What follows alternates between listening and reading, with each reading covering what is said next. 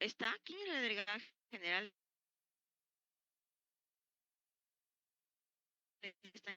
¿Ya está en la aula? Ya. ¿Me escuchan bien? Chicos,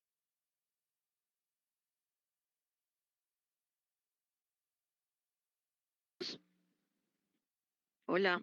Ah, perfecto. Muy bien. Vamos a empezar. A ver, un minuto de la mejor.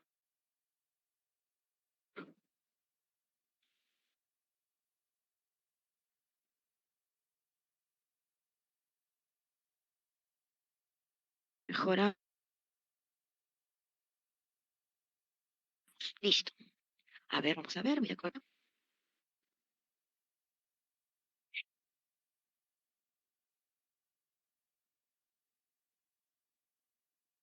Muy bien, ahí estamos. Vamos a compartir pantalla, chicos. Mm,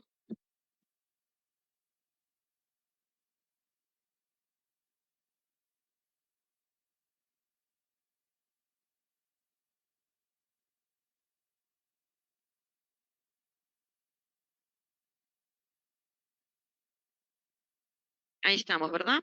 Nos estamos viendo, ¿sí? ¿Se ve mi pantalla, por favor? ¿Me ayudan? Sí se ve, doctora.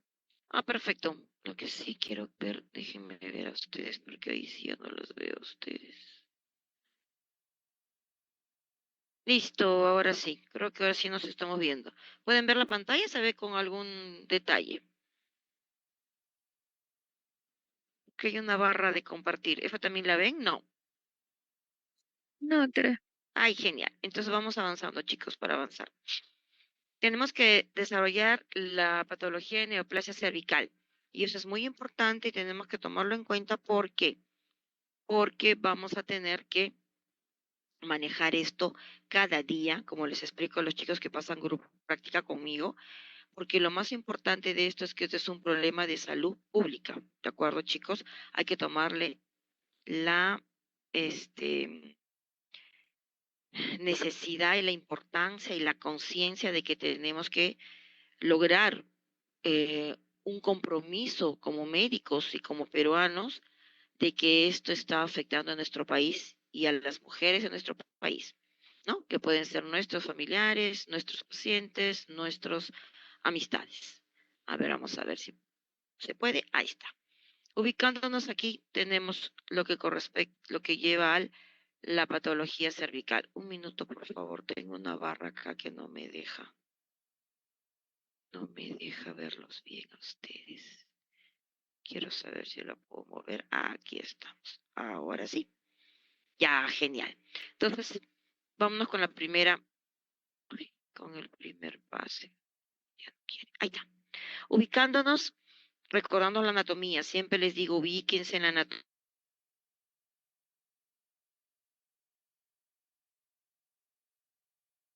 Pueden ver mi cursor en el... ¿Ibas? Ah,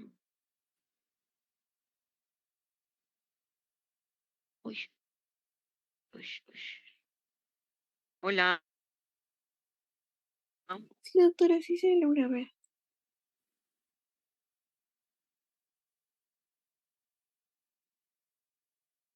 Ay, pero respóndeme porque si no, no sé si me estás escuchando. ¿Me están escuchando? Ya, Sí, hasta doctora, ahí se le se ve. escucha. Yuhu. Sí, doctora, sí se ve. Acuérdense la anatomía, mi cursor, gracias chicos. Mi cursor está acá. Tenemos órganos genitales internos y genitales externos que son los femeninos. Recordemos que hacia el exterior tenemos la ubicación de la vagina y la primera porción del cuello del útero que entre de manera indirecta se exterioriza hacia la parte externa es el cervix, ¿no? Lógicamente valiéndose de la vagina que tiene un orificio que permite esa vulnerabilidad. Y aquí tenemos el cuello del útero. Tenemos que poner el espéculo para nosotros poder evidenciar el cuello del útero. A diferencia de los genitales masculinos, acuérdense, los caballeros tienen los genitales externos. A simple vista se pueden evaluar, se pueden examinar. En la población femenina no es así. El genital de la mujer es interno. Si no colocamos el espéculo y evidenciamos el cuello del útero, que es el órgano, la parte blanco del cuello, en este caso de esta enfermedad, no vamos a poder evaluarlo. Entonces, ahí el mensaje está, no desperdiciemos la oportunidad de colocar un espéculo para poder evaluar el cuello del útero. Y así ves, a su vez, nos van a ver, mire, las paredes de la vagina, nos va a permitir ver si hay alguna secreción, nos va a permitir hacer algunos exámenes o diagnósticos sindrómicos que ya lo han visto usted en otro seminario o clase. ¿De acuerdo? Epidemiología. Veamos, la Organización Mundial de la Salud ya ha estudiado y a nivel mundial es un problema de salud pública con predominancia en los países de recursos pobres, pero que igual conlleva a una significancia en números a nivel mundial. Miren, el diagnóstico mundial más o menos aproximadamente son de 12 millones de casos nuevos al año. Se estima que para el año 2030, miren acá en el tercer renglón, mi cursor, ¿dónde se fue? Ahí acá está. Para el año 2030 van a haber 21 millones de casos nuevos. Significa que esto está en ascenso, ¿no? Exponencialmente está aumentando y esa es la preocupación a nivel mundial. No podemos permitir que esto ocurra y hay que buscarle un freno, un manejo. El registro de cáncer de Lima Metropolitana para el año 2012, entre el año 2010 y 2012, miren que esto es un poco antiguo, pero lo presentamos porque lo mantenemos y esto no ha cambiado hasta ahora y es una pena. Entre el año 2010 y 2012 se pudo ver que el cáncer al cuello del útero es el segundo cáncer más frecuente en las mujeres en el Perú, con una tasa de incidencia que todavía no la podemos bajar de 48, cerca de 48 por 100.000 habitantes, y una tasa de mortalidad de 26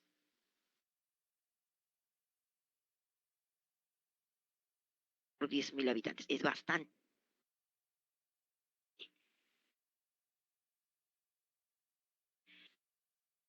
Recordamos nuestras clases de epidemiología estadística.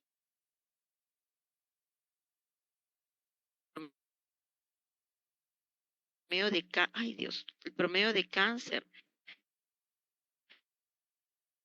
de los 10 primeros cánceres, tantos en hombres y en mujeres. Miren, en la población femenina, en pero en la población femenina, miren, en segundo lugar, el cáncer al cuello del útero. Sea de service. Entonces, segundo cáncer a nivel mundial, para qué decirlo en nuestro país, en incidencia, en tasas de incidencia de cánceres. Veamos acá un poco más hacia nosotros y actualizados a nivel de Perú. Miren, en el primer semestre, en el año 2024, según los estudios del MINSA y la epidemiología, tenemos que para las poblaciones, miren, de cánceres de mujeres a la derecha en rojo y varones a la izquierda, la mujer tiene la más alta tasa de casos registrados. A la cabeza va cáncer de mama y cáncer al cuello del útero sigue siendo el segundo cáncer. Miren, y ya en varones viene otra población, primero en próstata, como habíamos visto, ¿no? Pero miren lo que significa esa barra roja, que es altamente significativa en nuestra población femenina. Y esto es Perú, ojo, Perú, semestre del 2024, un estimado de la Unidad de Vigilancia Epidemiológica de Cáncer del MINSA. Más real no lo podemos tener, es un problema de salud pública. Y veamos, cáncer de cuello del útero en el Perú, nuestra realidad. Nuestra realidad hasta hace pocos años era que habían cerca de 4.400 casos nuevos. Para el año 2007 habían como 5.400. Y se decían que iban a haber más de 12 casos diarios en ese año. Hoy en día, miren más abajo, aproximadamente hay 2.098 muertes y para el año 2007 habían 3,16 por 100.000. ¿Qué significaba esto? Que eran casi 6 muertes diarias. Es lo que yo les trato de explicar en los grupos que rotamos.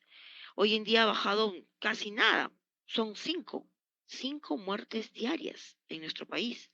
Como yo les digo, son 5 pacientes que han muerto hoy día, 5 mujeres que murieron ayer por cáncer al cuello del útero y 5 mujeres que van a morir mañana.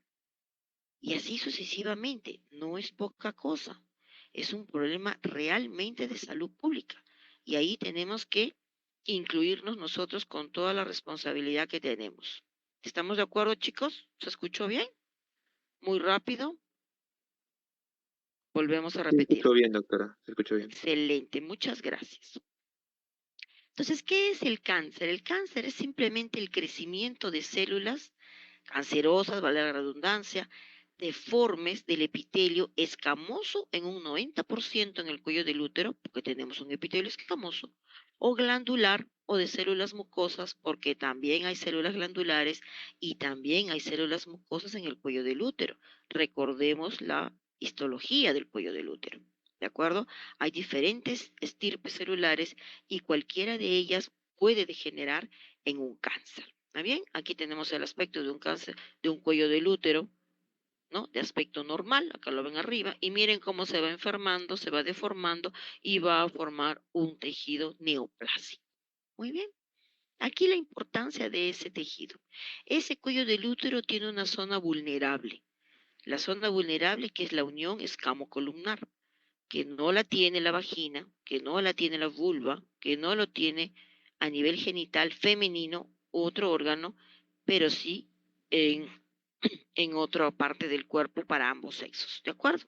Entonces, la unión escamocolumnar del cuello del útero se caracteriza por esto. Miren, hay un cambio de epitelio, ¿se acuerdan en histología? Hay un cambio de epitelio entre un epitelio poliestratificado. Ay, ¿dónde estás, cursor mío? Acá está, y un epitelio, una monocapa de epitelio cilíndrico, ¿no? Un mono epitelio, una capa y una capa poliestratificada de varias capas celulares. Entonces, basados en este cambio, esta zona de cambio que acá está bien grandota y bien marcada como blanca, la pueden ver, hay una zona, esa es la zona de metaplasia escamosa. Recuerden bien ese nombre. Entonces, el cuello del útero tiene varios aspectos, viene varias partes. Tiene un orificio cervical, tiene una mucosa glandular y hay un epitelio escamoso, que es el que está externamente y forma parte del exocervix. Y hay un epitelio glandular, que es el otro epitelio, ¿no es cierto? Y ahí está la zona unión escamo-columnar. Miren, acá está aumentada de tamaño. Se puede ver porque a veces la resolución no es buena, no sé si está claro. ¿Sí? Sí, doctora, se ve. Perfecto. Entonces tenemos el orificio externo cubierto por epitelio glandular. Este es el endocervix, aquí se ve clarito, y este es el exocervix. Y esta es la unión escamocolumnar que le hemos visto, ¿no? Cambio de epitelios. Esa es la zona predilecta, zona blanco, para poder originar el cambio celular. Eso es normal, una metaplasia escamosa es normal, pero es el punto de quiebre, punto vulnerable de cambio. Entonces, ¿en qué radica el cáncer al cuello del útero? Es el desarrollo gradual y lento, a partir de una condición premaligna. Esta condición premaligna se ha cambiado de nombres y ha creado muchas nomenclaturas que a veces creaban confusión o a veces aclaraban la terminología. Veamos, primero se llamó displasias, acá tiene el término, lo van a encontrar como una lesión premaligna, es una displasia. Luego cambió de nombre a una neoplasia intraepitelial, la van a encontrar como ello también, o actualmente con cambios de nomenclaturas a una lesión intraepitelial que es el IE. Entonces podemos encontrar informes de lesiones como displasias, como neoplasia intraepitelial o llamado NIC, es la abreviatura, o cambiaron la nomenclatura y le llamaron lesión intraepitelial y cambió a ser LIE, ¿no? Lesión intraepitelial de diferentes grados. Pero todos son sinónimos. Eso es lo que quiero que entiendan, porque a veces crea confusión. Pero es sencillo, simplemente son términos, pero que indican lo mismo, que un desarrollo gradual, cambio lento de una condición premaligna. Muy bien. ¿Quién es el responsable de este cambio? El virus papiloma humano. Es un virus que, pues, según microbiología, recordemos las clases, es un virus de la familia de los papilomaviridae, que tiene un trofismo epitelial, que significa que afectar las piel y mucosas, o sea, todo el revestimiento, ¿no? Del cuerpo. Entonces puede afectar piel, puede afectar mucosas, tiene una cápside proteica que no tiene envoltura y que en su parte interna es un genoma de ADN circular de más o menos 8000 bb de tamaño. En fin, es un virus. Este virus no es único. Miren, todo un árbol filogenético del virus. Es una gran familia de virus. Y sin embargo, nosotros estamos apuntando o enfocando no solamente a pocos estudios. Miren, aquí tenemos los diferentes tipos de virus que no todos están relacionados con cáncer, definitivamente. Hay de bajo grado, que son los celestitos, y acá en alto grado han colocado los que están identificados con lesiones oncológicas. Perfecto. Aquí tenemos más grande, han puesto el 16, que habrán escuchado hablar de él, el 18, que está, pero que fíjense bien, muy cerca tienen el 45, ojo, miren el 18 con 45, y aquí esto es importante porque aquí viene muchas veces la reacción cruzada, ¿no? Por la vecindad. 45 cerca al 18, el 33 y el 31, ¿ve? 33 y 31 próximos al 16, tenemos el 52 por aquí, y así sucesivamente otros papilomavirus que son de otros grupos, pero que no necesariamente menos importantes, porque en alguna relación van a tener con otro tipo de lesiones o presentaciones a nivel epitelial. Muy bien. El papilomavirus humano es una infección más común que hay, porque es una infección que se transmite de la manera más sencilla que puede haber. Es asintomática. Uno no tiene síntomas por estar infectado por el papilomavirus, ¿no es cierto? Los periodos de incubación son prolongados, son más de 200 serotipos. Ustedes han visto el árbol filogenético que les he presentado, son más de 200 serotipos de virus. Hay más del 15% se contagian a través del acto sexual, ¿no? Sexualmente.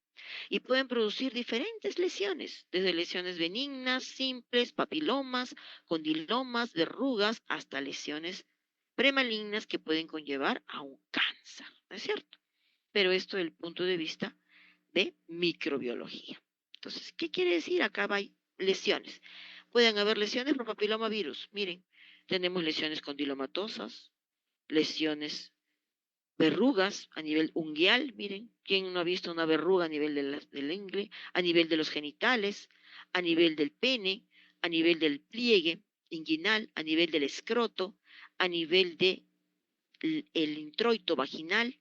Tenemos horquilla vaginal, tenemos paredes vaginales, tenemos cavidad oral también, tenemos verrugas y condilomas a nivel plantar, todo es papilomavirus humano, pero de acuerdo al árbol filogenético va a haber diferentes cepa o serotipo que origine estas lesiones benignas, pero también hay lesiones malignas como estas. Y aquí tenemos, ¿no?, a la cabeza, cáncer al cuello del útero, que es el motivo de nuestra charla hoy día, nuestra clase. Tenemos cáncer a los genitales externos, y aquí tenemos vulva. Tenemos cáncer de cavidad oral, lengua. También llega el papilomavirus a cavidad oral. Es mucosa, es piel. Tenemos lesiones a nivel anogenitales, tenemos pene, ¿no es cierto?, escroto, tenemos gingiva, cavidad oral, piso de boca, ¿no?, encías, lengua, todo donde hay contacto con papilomavirus puede haber un cambio celular, ¿no es cierto? Entonces, el papilomavirus y el cáncer tienen una relación que es ya hoy en día etiológica. Tenemos la suerte de saber, de conocer que el papilomavirus humano ya es conocido como la causa principal del cáncer al cuello uterino, que está relacionado con otros cánceres, lógico. Acuérdense que el papilomavirus humano hablamos de epitelios, mucosas y piel. Y aquí donde entra la región del ano, que es otra cavidad y otra lesión y otra área del cuerpo que también tiene una zona de metaplasia. Por lo tanto, el ano también es un punto blanco, un punto vulnerable donde puede desarrollarse cáncer por papilomavirus humano. Cáncer de vulva lo mencionamos, cáncer de vagina lo mencionamos, cáncer de pene, cáncer de orofaringe. ¿Qué virus hay los que desarrollan esto? Ay, por Dios, se movió. Los diferentes tipos de virus. Aquí tenemos papilomavirus de bajo riesgo, descritos a la cabeza el 6 y el 11, que lo vimos chiquititos en el árbol filogenético. Pero también tenemos papilomavirus humanos de alto riesgo, y ahí teníamos el 16, que estaba más grande, el 18, que estaba grande, el 31 y 33, que estaba cerca, acuérdense, el 35, el 45 y otros más que están relacionados con el desarrollo de cánceres. Muchas de las lesiones se autolimitan. Esto no quiere decir que el tener papilomavirus humano, una infección con papilomavirus humano, condena a la persona a tener un cáncer. ¿De acuerdo? ¿Hasta ahí estamos bien, chicos? ¿Claro? Yujú. Sí, doctora, está claro. Perfecto, avanzamos entonces. Muy bien, entonces tenemos que el 97.7% de los cánceres de cuello uterino son productos de papilomavirus. Es una infección por papilomavirus humano. ¿De acuerdo? ¿Cómo es la evolución? Porque esto es importante de saber. Es una evolución lenta, progresiva, pero que también no es condenatoria. ¿Qué significa? Acuérdense, en microbiología es un virus y los virus tienen una reacción antígeno-anticuerpo. Entonces va a depender de la inmunidad de cada persona para que esta célula pueda cambiar y degenerar a un cáncer como no. Y aquí tenemos la célula normal, se infecta con papilomavirus humano, pueden pasar de 10 a 15 más 20 años para que esta célula pueda originar un cáncer por virus papiloma humano. ¿De acuerdo? ¿Qué mensaje nos deja este slide? Miren, es lenta la evolución. Tenemos tiempo de actuar. No es posible que se estén muriendo 5 mujeres en nuestro país por día por un cáncer que pudimos haberlo evitado y demoró en desarrollarse 10 a 15 años. Entonces, esa paciente, para que hoy día se muera, pasaron más de 10 a 15 años sin poder detectarle en el camino, ¿no es cierto? En una displasia, en una lesión premaligna. Esa es nuestra misión hoy en día. Entonces, tenemos la célula acá, una célula normal, Papa Nicolau a la izquierda, una célula en un frotis de Papa Nicolau normal. Miren cómo va cambiando la célula y se va colocando aquí con estos nucleolos más negros, más grandes. Miren este, ¿ven este donde está mi cursor? ¿Pueden verlo como una vacuola más grande dentro del citoplasma? ¿Verdad?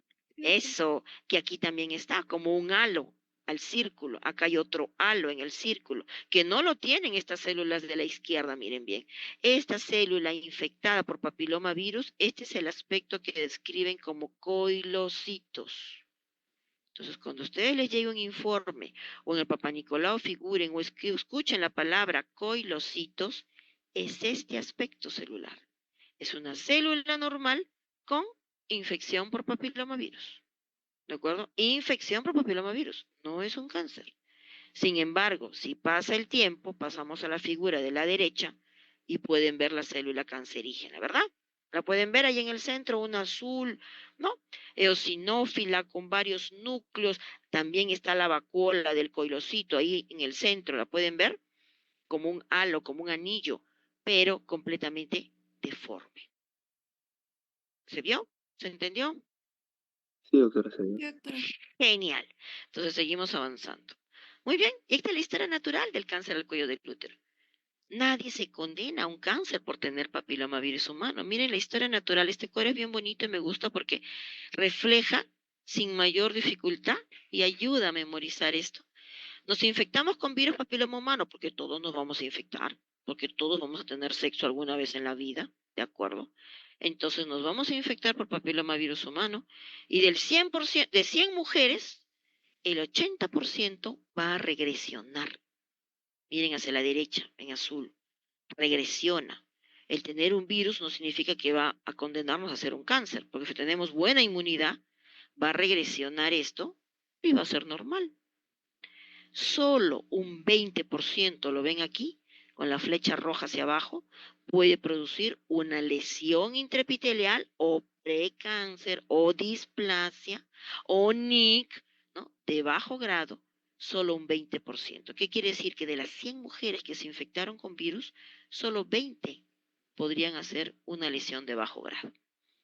De estos 20, el 80% todavía tiene la chance de regresionar.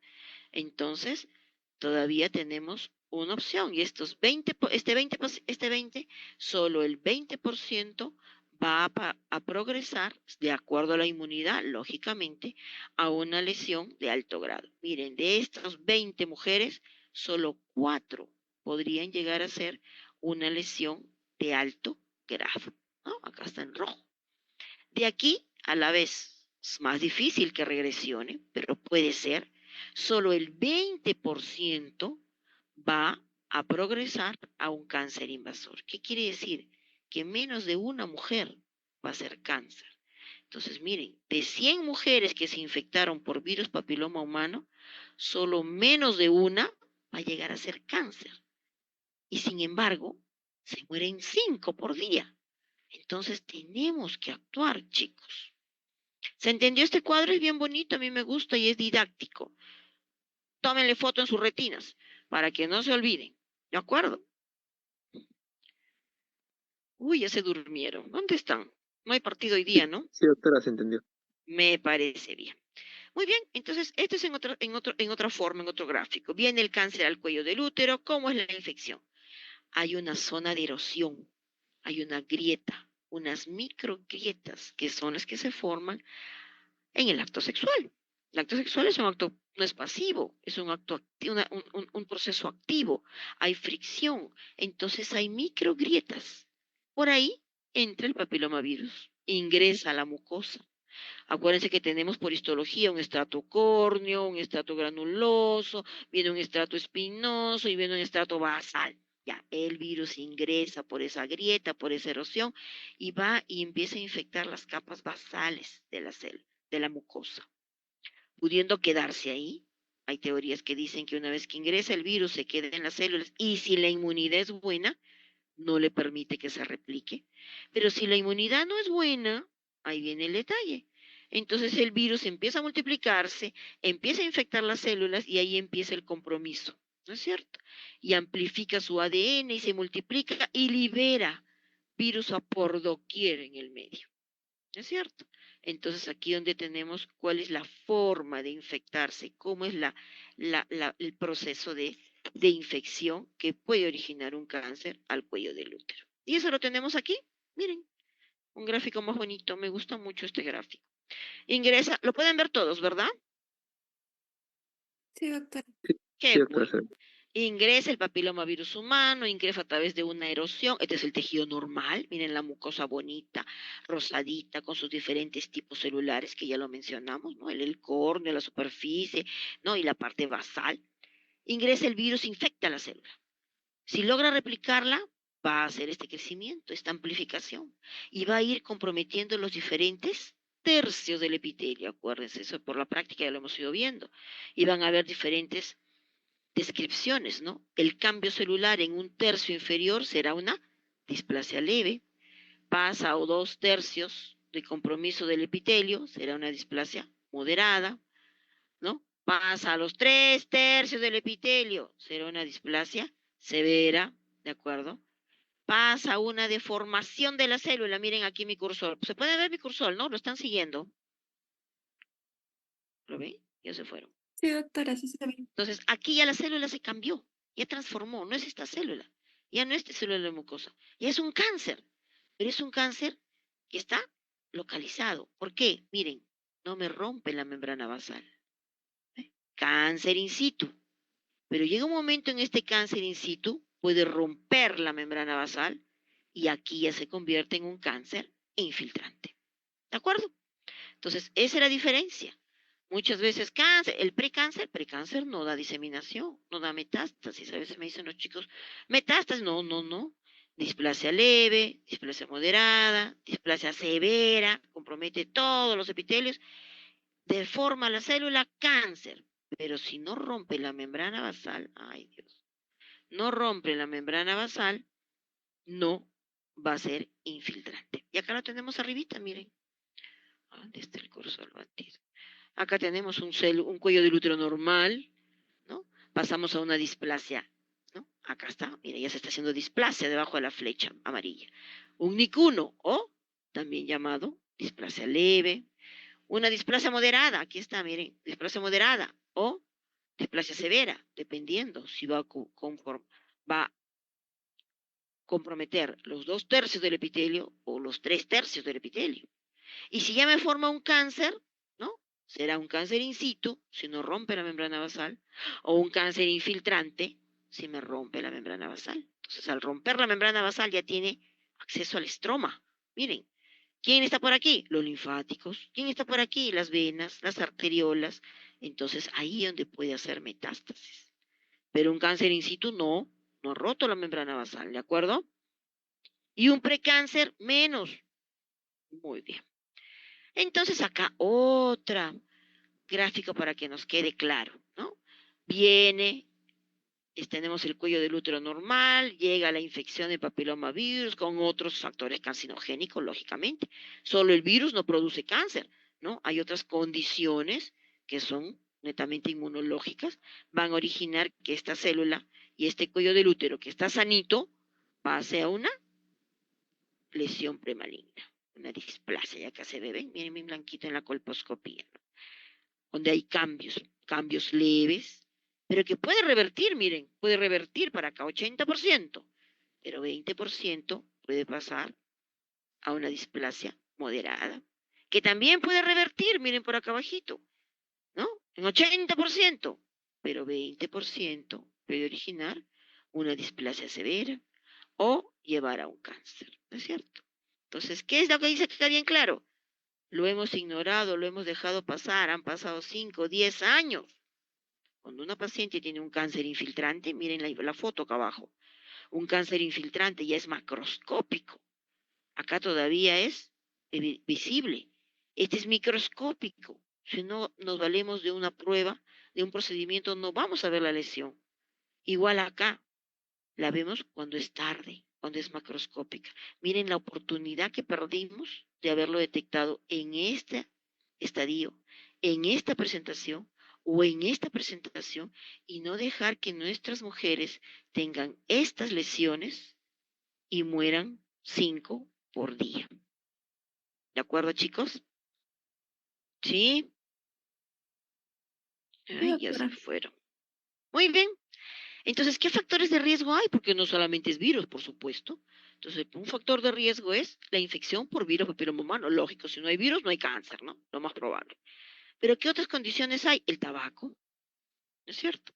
La edad temprana de inicio de relación sexual, ¿no es cierto? Menores de 17 años o en los mayores de 40 años. ¿Por qué? Menores de 17 años hay una anatomía que siempre les pregunto a ustedes. La anatomía del cuello del útero en una mujer menor de 17 años no es igual que en una mujer adulta, ¿no? Hormonalmente, para poder enfrentar a este virus, a enfrentar a estas microerosiones y enfrentar la infección por papilomavirus. Entonces, acuérdense ustedes, al nacer, el cuello del útero tiene un aspecto y una forma diferente. Todo prácticamente es exocervis.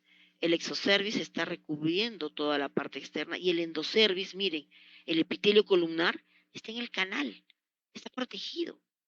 Pero conforme va empezando la adultez temprana, la adolescencia, esto se exterioriza. Miren cómo migra, cómo se expone el tejido glandular. El del canal desarrolla y se expone. Ese es el endocervis. ¿De acuerdo? Entonces se vierte, hay una eversión del epitelio glandular hacia el exterior, hacia el exocervis. Y aquí está. ¿Se ve mi cursor, no? Esto es cursor mío.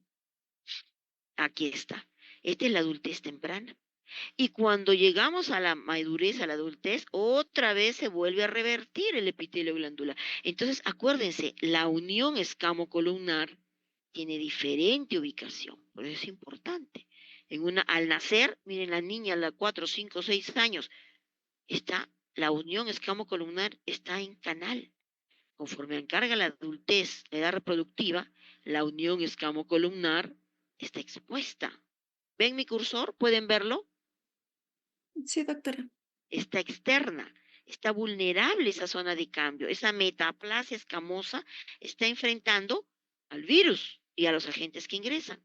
Y cuando estamos en el estado posmenopáusico, otra vez todo se revierte, todo se invagina y la unión escamocolumnar no la podemos evaluar, se vuelve a meter al canal. ¿De acuerdo? Y la zona de transformación es esa área que se describió desde hasta donde llegó hasta donde regresa, ¿no? Bueno, esa es una parte ya más específica. Entonces, la unión escamocolumnar. Entonces viene la edad. Otro factor de riesgo, múltiples parejas sexuales. Cada pareja sexual intercambia papilomavirus humano. ¿De acuerdo? Entonces, múltiples parejas sexuales, múltiples infecciones con virus papiloma humano. Y eso tiene que ser claro. A nadie le podemos prohibir el sexo, pero es un dato de factor de riesgo. Entonces, en nuestra historia clínica, preguntar siempre la anamnesis, número de parejas sexuales, ya nos va dando un dato de factor de riesgo. Otro, la inmunidad. Si es un problema de virus, antígeno, anticuerpo, la inmunidad juega un papel importantísimo en este cáncer. Si la inmunidad está comprometida, es una paciente con mayor factor de riesgo que si tuviera una inmunidad adecuada. Y aquí donde entra el HIV. Cada vez hay más personas con HIV que tienen inmunidad comprometida. No mueren, porque hoy en día hay terapia, nadie se muere por SIDA, pero la inmunidad está comprometida. Pacientes trasplantados, cada vez hay más trasplantes de córnea, de hígado, de riñón, ¿no? De órganos, y estos pacientes toman inmunosupresores. Hay pacientes con enfermedades degenerativas, crónicas, que toman corticoides, terapias con corticoide, que bajan la inmunidad. Tenemos las colagenopatías, tenemos lupus, artritis reumatoidea, pacientes con diabetes, enfermedades degenerativas, inmunidad comprometida, sexo que han tenido, papilomavirus que está en la zona, puede originar un cambio celular. Infecciones, se han descrito que infecciones crónicas como el herpes, la clamidia, también son factores inmunológicos que nos van diciendo que la inmunidad no es buena. El estado socioeconómico bajo, ¿por qué? Porque un desnutrido no va a tener buena inmunidad, no va a tener proteínas, no va a crear anticuerpos, ¿de acuerdo? Juega un papel. El Papa Nicolau, pacientes con baja situación económica a veces no tienen acceso a un Papa Nicolau, aunque ahora es gratis y sin embargo igual no se lo toman. ¿Qué otro factor de riesgo hay? Los anticonceptivos orales. Antiguamente se describía el dietilestriol que les daban a las embarazadas para poder obtener una madurez. Hoy en día ya no se usa, pero estaba relacionado con la baja de inmunidad. Otro factor inmunológico, ¿cuál es? Cáncer. Pacientes con cáncer, cáncer de mama, linfoma, cáncer de estómago, cáncer, pueden desarrollar cáncer al cuello del útero. ¿Por qué? Porque su inmunidad se va a ver comprometida. Acuérdense que el paciente con cáncer es un paciente inmunosuprimido y ha tenido una historia sexual, ha tenido un número de parejas sexuales antes de hacer un cáncer, ha tenido una infección por papilomavirus antes de hacer un cáncer, que si en esos años no le dio problemas, cuando su inmunidad se ve comprometida, nos puede dar manifestaciones de precáncer y cáncer. Entonces, todos esos son factores de riesgo. ¿Hasta ahí estamos bien, chicos? ¿Seguimos? Sí, doctora. Sí, Ya, doctora. no se han dormido, ¿no? Seguro ya se durmieron. No, doctora. Perfecto, listo. Entonces, síntomas. ¿Qué síntomas da? Ninguno. Completamente asintomática. Pasan 10, 15, 20 años, la mujer no siente nada, no hay síntoma. La infección por papiloma no da síntoma, cáncer al cuello no da síntoma. Y si nosotros desperdiciamos la oportunidad de poner un espéculo y ver qué está ocurriendo en ese cuello del útero, ni cuenta nos vamos a dar del cáncer que empieza a proliferar. Cuando hay sangrado vaginal, cuando hay un sangrado anormal, ya es una lesión grande, lógicamente, y es una lesión macroscópica, y ya no está en displasia, ya es un cáncer, ¿no? Está una alteración de cáncer, un sangrado, perdón, entre los periodos menstruales, sangrado con la relación sexual, que lógico, se lacera o se fricciona el tejido proliferante que hemos visto en las fotos. Al examen pélvico lo vemos y hay un sangrado, ¿no? Un sangrado en la posmenopausia no es lo usual, hay que poner el espéculo y verlo. Flujo vaginal, un flujo vaginal ya sanguinolento, un flujo vaginal con mal olor, ya puede ser porque ya hay necrosis. El cáncer prolifera y necrosa. Dolor pélvico cuando ya compromete otras estructuras, ¿no? Que nos van diciendo que el estado es avanzado. Y eso es lo triste. Entonces, ¿qué tenemos para poder detectar el cáncer al cuello del útero? Porque tenemos 10, 15 años para hacerlo. Entonces, desde años atrás, ya tenemos del año, mire, el año 1955, se describió el Papa Nicolau, ¿no? George Papa Nicolau, ahí lo tienen al caballero, describió la citología, ¿no? Coloreación de la célula del cervix como un frotis y podemos ver su forma, su aspecto, su morfología. Entonces, Papá Nicolau lo que va a evaluar es la forma, la morfología de la célula. Logró disminuir en un 70% el cáncer de cuello del útero en Estados Unidos, porque detectábamos células anormales entre el año 55 y el 80. Miren que desde cuándo tenemos Papá Nicolau. Es un método sencillo, es un método barato, bajo costo, fácil de tomar, pero requiere una buena implementación. ¿Qué significa? Que haya espéculo, que haya láminas, que haya citocepillos, que haya el alcohol para fijar el Papa Nicolau, que haya la rotulación adecuada por un personal, que lo lleven a un citólogo, que el citólogo lo pinte, le ponga acuérdense sus clases de histología, le ponían el colorante eosinófilo, luego lo enjuagaban con alcohol, luego le ponían el basófilo y recién secaba la lámina y se ponía el microscopio para leerla. Entonces, es todo una implementación, ¿no? Pero es sencilla. ¿En qué consiste?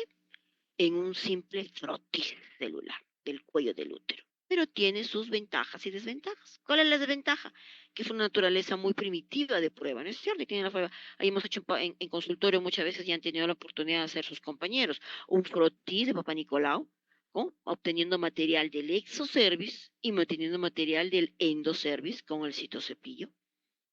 ¿Cuál es? Hay una marcada variabilidad. ¿Qué significa? No es un estudio que se pueda reproducir.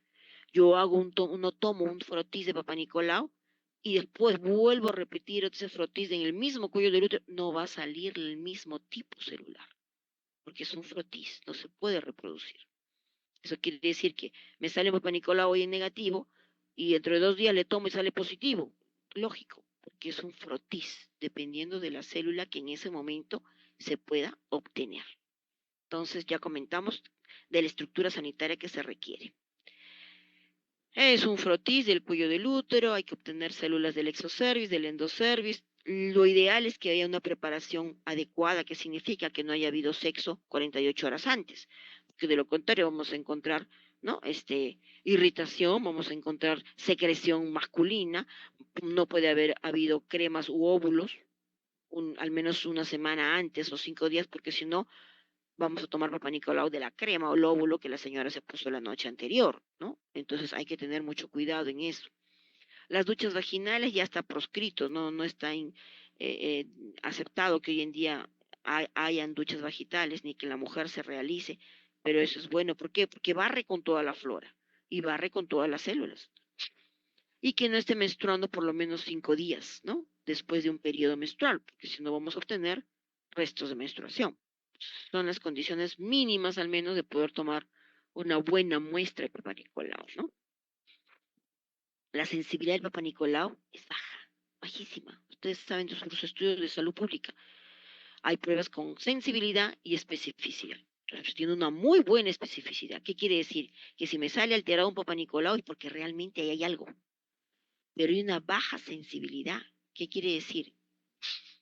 Que si me sale negativo, solo un 30, miren, 33% en el Perú, miren, nuestro país, en un estudio, un proyecto que se hizo en el año 2000, nuestro Papa Nicolau solo tenía una sensibilidad del 33%, en Nicaragua 37%, en otros estudios que se hizo a nivel de Europa alcanzó un 80, pero 20% también, en Uganda, miren, un 60%, y es un país que por ser pobre, tiene una infraestructura sanitaria adecuada para poder sacarle provecho a esta prueba. En Chile, miren, 33%, 36%. ¿Qué quiere decir? Que solamente entre un 30 y 40%. Un Papa Nicolau negativo, solo 40% es realmente negativo. Hay un 60% de posibilidades que haya una célula ahí alterada, que haya una lesión, pero que el Papa Nicolau no lo va a detectar. Entonces, no es un buen método por la baja sensibilidad, pero era barato, era accesible y por lo tanto lo aprovechábamos que el cáncer era lento. Entonces hacemos Papá Nicolau este año, si no salía la célula, salía en la próxima y si no en la próxima. Ese es lo que nos basábamos nosotros para poder tener éxito o mejorar la sensibilidad. ¿Qué desventajas tiene? Que es una difícil cobertura. Todo nuestro país, recuerden, el gran problema es que nuestra población no se hace Papá Nicolau. No podemos hacer Papá Nicolau en todas las mujeres. Acuérdense la sierra, la selva, el interior, países, localidades pobres que tenemos, no hay Papá Nicolau. no se hace.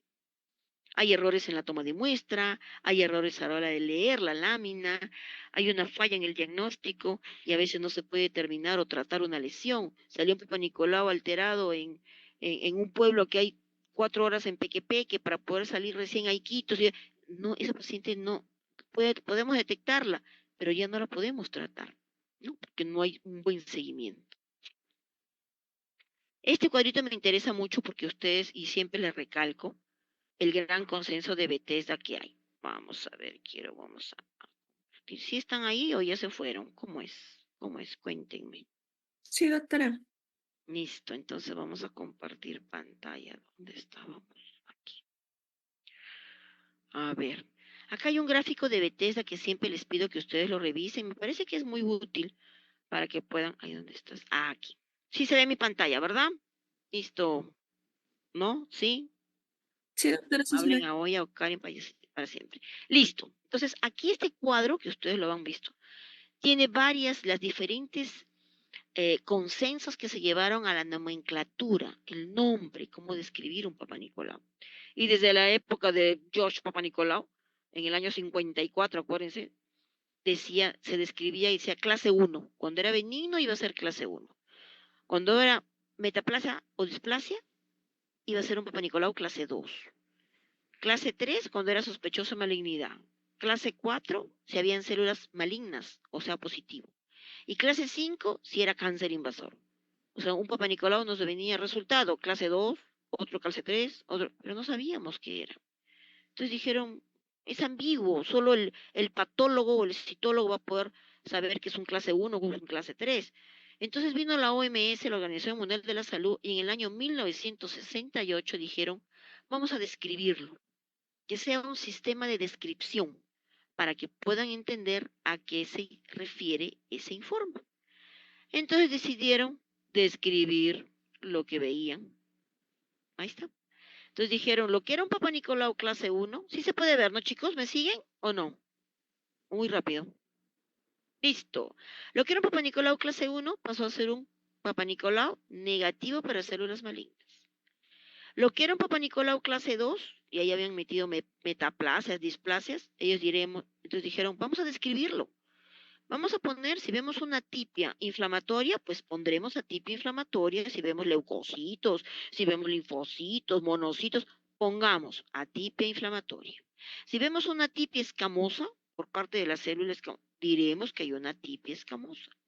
Si vemos una atipia coilocítica, acuérdense del coilocito, vemos una célula con infección de virus, ¿no? Pero dice, describámosla. Describamos lo que vemos. Yo veo una atipia coilocítica, yo veo una atipia inflamatoria. Eso iba a ser un Papa Nicolau clase 2.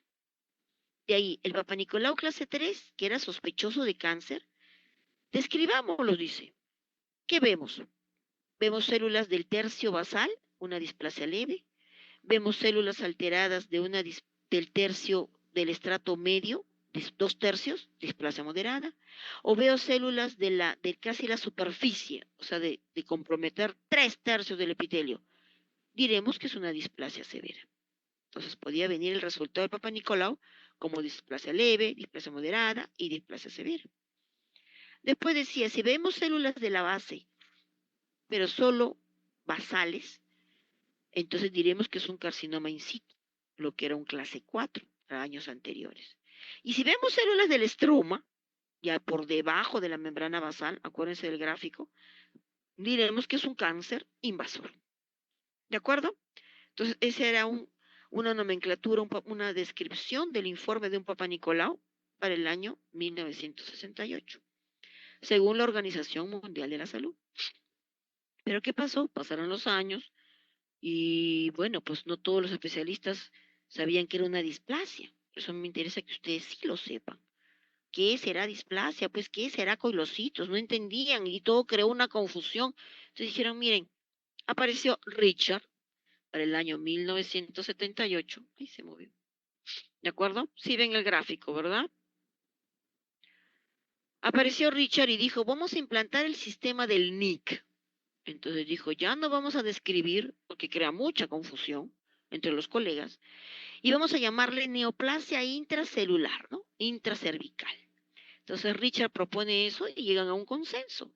Entonces en el año 1978 dicen, muy bien, ya cambiémosle de nombre. Porque acuérdense que es lo mismo, cambiémosle de nombre.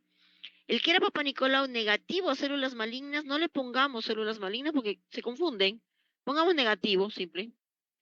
No pongamos el intermedio porque confunde. O sea, ya no hay esta descripción.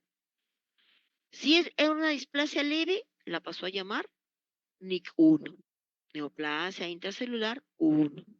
Si era displasia moderada, le llamó neoplasia intracelular 2, NIC2. Si era una displasia severa, le cambiaremos de nombre a una neoplasia intraepitelial 3, dijo así. Entonces, lo englobó ahí. Si es un cáncer in situ, pero el cáncer in situ y la displasia severa son casi, no hay un límite, es casi igual.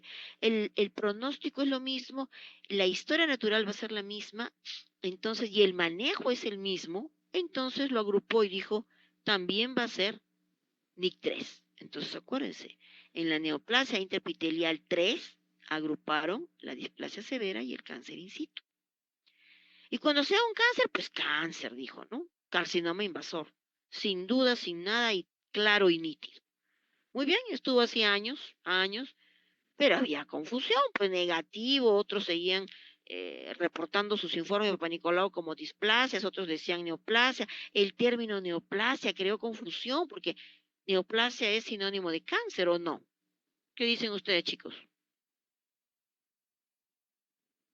Ay, ya se fueron. Sí, sí, doctora. Neoplasia es cáncer. Vas al diccionario y la palabra neoplasia es cáncer. Entonces dijeron, ¿para qué le llamamos cáncer cuando no es cáncer? ¿De acuerdo? Es una lesión premaligna. Entonces ahí vino Bethesda. Se reunieron en Bethesda, ¿no? Y hay en el consenso mundial de Bethesda en el año 1988, 10 años después, y corrigieron el término de neoplasia y le pusieron el término más sencillo y claro de lesión intraepitelial. ¿Para qué le pongo neoplasia intraepitelial si no es cáncer? Entonces dijo, para que no sea negativo, porque también crea confusión, negativo es malo, pronóstico feo, algo oscuro. Entonces dijeron, dentro de límites normales. Entonces, cuando un Papa Nicolau sea benigno, según George Papa Nicolau en el 54, que después le llamaron negativo a células malignas, que después le llamaron negativo, pues será un Papa Nicolau dentro de límites normales, como debe entenderse para todo el mundo. Para los estados intermedios le pusieron, describámoslo como cambios reactivos, y ahí viene el ASCUS, que son células atípicas de significado, células escamosas de significado indeterminado, ¿no? Y ahí colocó, miren, a la tipia escamosa le llamó ASCUS, células escamosas de determinado e indeterminado. A lo que era inflamatorio, cambios reactivos. Y a lo que era coilocitos, o sea, infección por papilomavirus, le denominó lesión intraepitelial de bajo grado. Es decir, la juntó con el NIC1.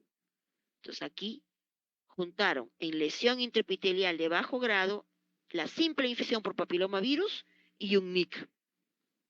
¿De acuerdo? Y a los otros les cambiaron el nombre. Si era un NIC2, será lesión intraepitelial de alto grado. Si es un NIC3, será lesión intraepitelial de alto grado. Y cáncer será cáncer invasor. ¿De acuerdo? Entonces, eso será cuando sea... Uy, creo que se va a acabar la hora. Ojalá no se corte. Y de ahí mejoraron para el año 2001 y el sistema de Bethesda se volvieron a reencontrar y dijeron, ante las confusiones, pusieron detallar, propusieron otra mejora de la nomenclatura y mejoraron la nomenclatura que es la que hasta ahorita manejamos. ¿De acuerdo? Entonces dijo, la que era dentro de límites normales, pongan negativo para lesión interepitelial. La que eran cambios reactivos se queda como cambios reactivos. La que eran atipias se queda como tibia. Entonces ya los cambios, los cambios ya fueron mucho menores, pero ese fue el consenso. ¿De acuerdo? ¿Estamos, chicos? Ay, se fue. Hola. Doctora. Yo creo que tus compañeros ya se aburrieron y ya se cansaron. Vamos a ver. ¿Dónde estoy? Muy bien, entonces hasta ahí estamos. Vamos a avanzar un poquito porque ya se va la clase, se acaba, se acaba. Entonces, ¿dónde estoy? Aquí. Uy, uy, uy. Muy bien. Uy, uy, uy, ya no veo. ¿Se puede ver? ¿Me avisan, chicos? Uy, se fue. Así se ve, doctora. Listo, entonces vamos a ponernos en el modo de presentación, pero no me deja. Vamos a ver. Acá. Listo. Entonces, ese es el famoso cuadro del nomenclatura de citologías que ustedes tienen que saber cuál engloba con cuál. ¿De acuerdo? ¿Por qué? Porque se agrupan. Que viene a ser el mismo. Muy bien. Entonces, Papa Nicolau ya sabemos que la sensibilidad es baja, del 30 hasta el 87%, pero es baja. Tiene una buena especificidad, pero no es buena. ¿Qué otra prueba tenemos? Que es la prueba del papilomavirus. Hoy en día podemos determinar si hay virus de papiloma humano. Hay diferentes técnicas. La captura híbrida fue la primera que salió, en la cual nos decía positivo para virus de riesgo, ¿no? De alto riesgo, pero no nos especificaba qué tipo de papilomavirus, no nos decía qué serotipo. Después mejoraron las pruebas de papilomavirus y salió la prueba del PCR, en la cual sí nos determinaba por reacción de polimerasa los fragmentos de ADN y tenía una alta especificidad, miren, una sensibilidad y especificidad del 96%. Entonces aquí sí, si salía negativo, era porque no había virus, era pocas las posibilidades que esa mujer haga una lesión premaligna y mucho menos cáncer si no hay virus, ¿no es cierto? Entonces, el valor predictivo negativo sí alcanzaba el 100% y podíamos utilizarlo incluso cuando había o detectar infecciones múltiples. O sea, había un solo virus, dos virus, tres virus, cuatro tipos de virus. Pues podíamos detectarlo a diferencia de la otra prueba que solo nos decía positivo para virus de riesgo o negativo, ¿no? Entonces, aquí se vieron estudios entre el Papa Nicolau y la prueba del papilomavirus. Y se vio que solamente, miren la sensibilidad, el Papa Nicolau a nivel mundial, solamente como Papa Nicolau, alcanzaba un 56% nomás. Si solamente hacías prueba de papilomavirus para detectar, como chequeo, como screening, alcanzabas un 97% de sensibilidad. Pero si unías ambas pruebas, miren el último reglón, hacíamos Papanicolau y prueba de papilomavirus, podíamos alcanzar un 100% de sensibilidad en detectar lesiones premalignas. ¿De acuerdo? Entonces ahí viene la importancia, ¿no? Solo hacer Papanicolau, la sensibilidad es cerca del 56 a nivel mundial. Pero si lo juntamos con el papilomavirus, ya alcanzamos un 100%, ¿no? La prueba de papilomavirus es altamente sensible, ya lo dijimos, se puede reproducir, por supuesto, porque se estudia de ADN. A diferencia del Papa Nicolau, ¿no? Yo le tomo la muestra, hoy en día hago su estudio de ADN, yo la puedo reproducir, la puedo repetir de aquí a la semana siguiente y me va a salir el mismo resultado, cosa que no se veía en el Papa Nicolau, que veía forma celular, ¿no es cierto? El tamizaje, esto nos obliga a que nos dio la ventaja a la prueba de papilomavirus, que ya no tenemos que hacerlo todos los años. Y como es una buena sensibilidad, Papá Nicolau lo hacíamos todos los años porque la sensibilidad era baja. Si no salía un resultado adecuado este año, lo podíamos repetir al siguiente, al segundo, al tercero, al cuarto, con la ventaja de que el cáncer al cuello del útero es lento. En cambio, la prueba de papilomavirus nos daba una alta sensibilidad. ¿Y qué quiere decir? Si no hay virus, ¿quién va a producir el cáncer? Y hasta que se infecte la paciente y haga un cambio celular, por lo menos pasan 4 o 5 años. Entonces nos daba el beneficio de espaciar el testeo de las mujeres, ¿no? Cosa que a veces no lo teníamos con el Papa Nicolau. Papa Nicolau decíamos, todos los años vengan a hacer, y no venían. Entonces, haciendo una prueba de papilomavirus, con mayor razón, el tamizaje puede ser menos frecuente, ¿no? Y hoy en día se establece así. La prueba de papilomavirus se hace cada 4 años. Es una prueba automatizada, está centralizada, es uniformizada y mejora la detección de lesiones de riesgo. Una de las pruebas comerciales es el COVAS, ¿no? Es una prueba de papilomavirus que tiene los marcadores para identificar y nos selecciona virus positivo para papilomavirus 18, positivo para papilomavirus 16, que acuérdense son los principales descritos y estudiados para cáncer al cuello del útero, o positivo para el resto de papilomavirus de alto riesgo. Ahora, ¿por qué hacemos la diferencia del 16 y el 18? Porque el 16, el serotipo 16 y 18 son responsables del 70% nomás de cáncer al cuello del útero.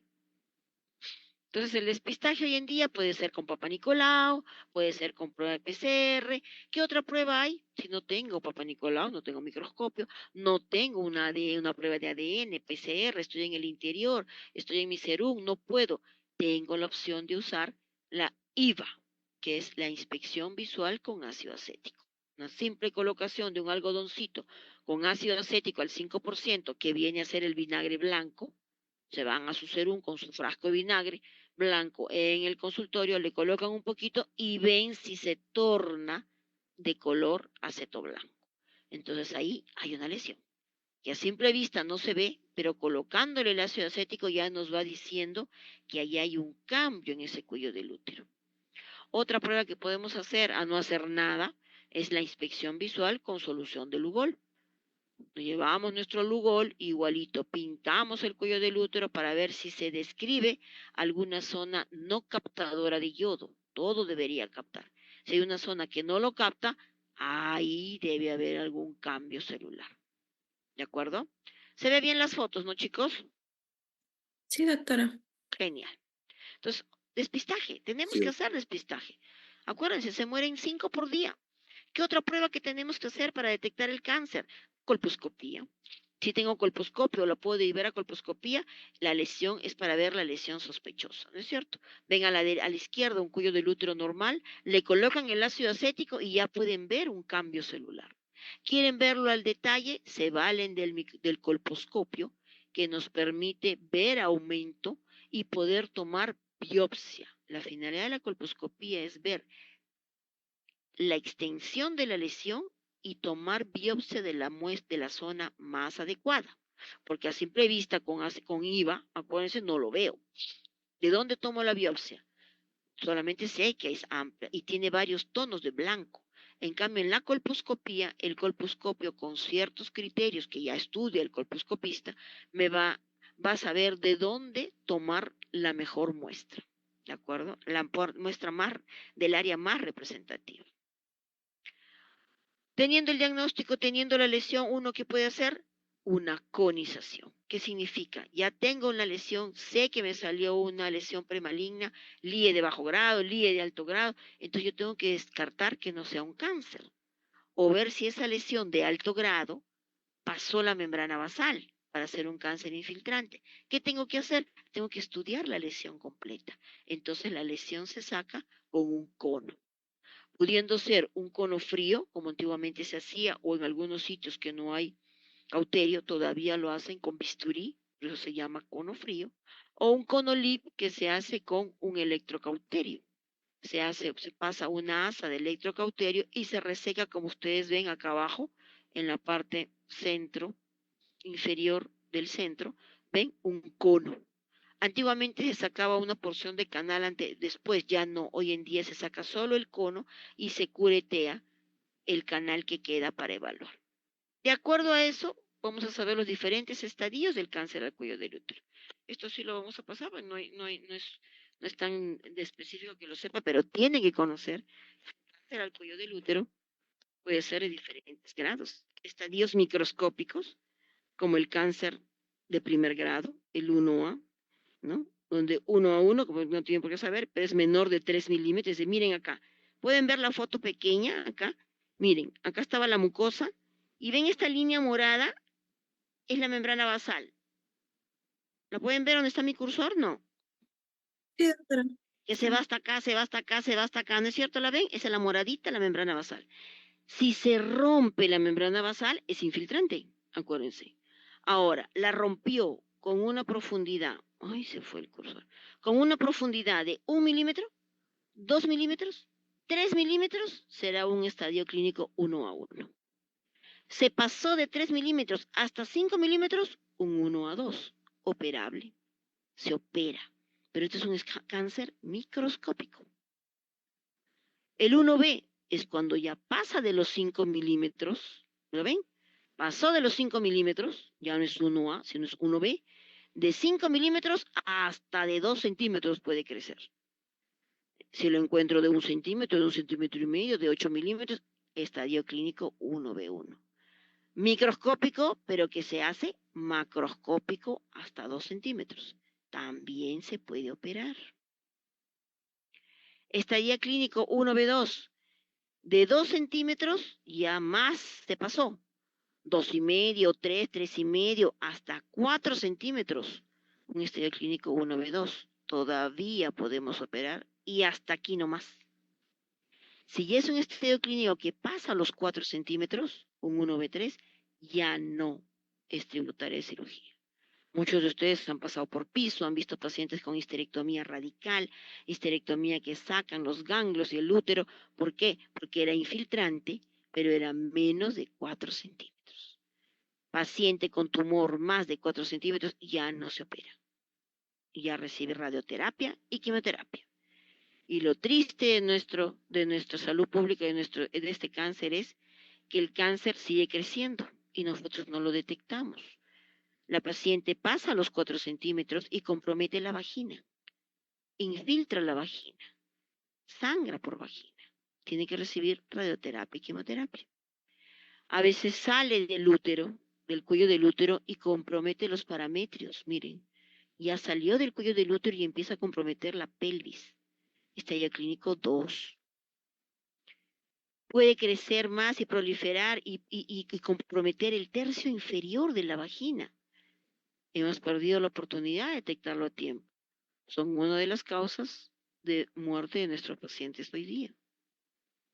O es una enfermedad que pasa a un estadio clínico 3B, sale del cuello del útero, compromete los parametrios y miren, compromete la pared pélvica, compromete los parametrios. ¿Sí? Ya sale, compromete la pared. ¿Y quién está por aquí? Ustedes ven bien, pueden ver. Se ve bien el dibujo, ¿no? Sí, doctora. Cáncer al cuello del útero, mire, el cáncer sale. ¿Quién está por aquí? ¿Quién viene? Los uréteres, ¿lo ven? Sí, Pero doctora. si acá hay cáncer, infiltra los uréteres, ya no baja orina por este uréter y miren cómo se dilata. ¿Lo ven que está diferente al otro lado? Hay hidronefrosis. Miren, este riñón está sufriendo, no está igual que el derecho. Entonces, este riñón hay hidronefrosis y eso conlleva ¿qué? A una insuficiencia renal, motivo de muerte de nuestros pacientes. 5, una de las 5 por día morirá por insuficiencia renal. ¿Por qué? Porque el cáncer ha impedido a nivel bilateral que estos riñones funcionen. Insuficiencia renal. Ustedes ya pasaron por medicina. Estadio clínico 3, cuando compromete también los ganglios. Estos ganglios no solamente ahogan los uréteres, se llama ahogamiento ureteral, y hacen hidronefrosis, sino también hacen metástasis ganglionar a nivel de la aorta, a nivel de la cava, a nivel de los vasos ilíacos primitivos. Estadio clínico 3. Estadio clínico 4, miren este diagrama del Atlas bien bonito. Cáncer al cuello del útero. Anatómicamente, ¿quién está delante del cuello del útero? A ver, ¿quién me dice qué es esto? ¡Yujú! Vejiga. La vejiga. La vejiga, muy bien. Y hacia atrás, ¿quién está detrás del útero? Detrás de la vagina. El colon. El recto, el colon, muy bien. Entonces, este cáncer salió del cuello del útero, está en la vagina, ay, hacia adelante, infiltra la vejiga. Estadio clínico 4. El tumor sale por la vejiga. Infiltra hacia el recto. Estadio clínico 4. Y en esta infiltración puede originar fístulas. ¿Qué es fístula? Es la comunicación entre dos cavidades. Entonces, la mujer puede tener una fístula vésico-vaginal o recto vaginal. Entonces va a tener eliminación de deposición por vagina constantemente o eliminación de orina por vagina constantemente. ¿Se imagina la calidad de vida de esa mujer? Son una de las causas de nuestros pacientes hoy que fallecen por cáncer al cuello del útero, ¿no? Hacen sepsis, imagínense, un tejido necrótico, la vagina es contaminada y un orificio a la vejiga, infección urinaria todo el tiempo, ¿verdad? Y si aquí también llega la deposición, también un cuadro séptico, ¿no es cierto? Entonces, eso es lo que ocurre en nuestro país. Miren, ¿cuántos cánceres para el año 2001 teníamos en estadio clínico 1, microscópico, o que se podía operar menos de 4 centímetros? 8%. 8. La gran mayoría era de segundo grado, estadio clínico 2 o estadio clínico 3, lo que estamos viendo. No operables. Pacientes que van a quimioterapia y radioterapia, con la dificultad y la limitación de que puedan revertir su enfermedad, como no, controlarla. ¿No? Miren, estadios clínicos avanzados, no operables. Entonces, hoy en día, como les comenté, el tratamiento quirúrgico consiste en los primeros estadios. El estadio de 1A, que es microscópico, o hasta el 1B2, menos de 4 centímetros. Les podemos ofrecer cono, cuando es una lesión pequeña, microscópica, una esterectomía radical, sacando el útero con los ganglios, ¿no? Con los parametrios. Podríamos hacer ganglios centinela hoy en día, si es que tenemos la infraestructura para hacerlo, pero después ya no es quirúrgico, se perdió la opción quirúrgica. La paciente va a tener que ir a manejo médico. Miren, 1B3, segundo grado, tercer grado, estadio clínico 4, todo es radioterapia y quimioterapia, con los efectos colaterales que eso conlleva. Entonces, ¿qué tenemos que hacer? Prevención, chicos. Nuestra función, nuestra misión es prevenir. El cáncer al cuello del útero es prevenible. ¿Quién conocemos el factor causal? Podemos conocer los factores de riesgo. Entonces tenemos que actuar.